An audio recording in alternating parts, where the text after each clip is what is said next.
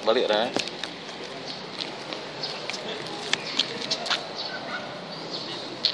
Ya kan, jadi menurut Danyo memahami tugas dan tanggung jawabnya.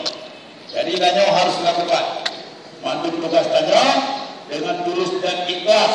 Ya, jadi dengan tulus ikhlas supaya pertama berpahala, kedua nak gebrakan. Dan sampai Danyo hanya gebrakan. Ya, jadi nan organisasi Jina nan dihebat, tapi hanya gebrakan. Nah, jadi mari mandum saja, tapi marwah dulu.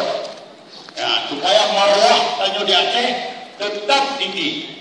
Ada itu dari Malaysia, dari Singapura, di Amerika, di Inggris, Filipina, Arab, baik-baik Aceh memang bermarwah.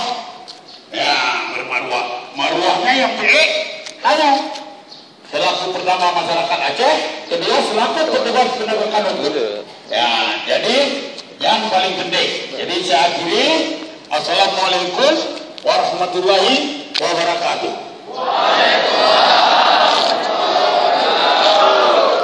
Syekh,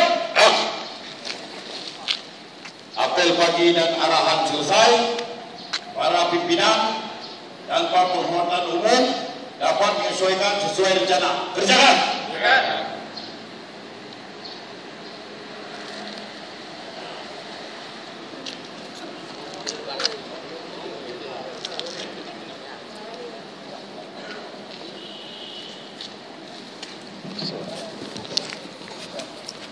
Sampai pagi selesai.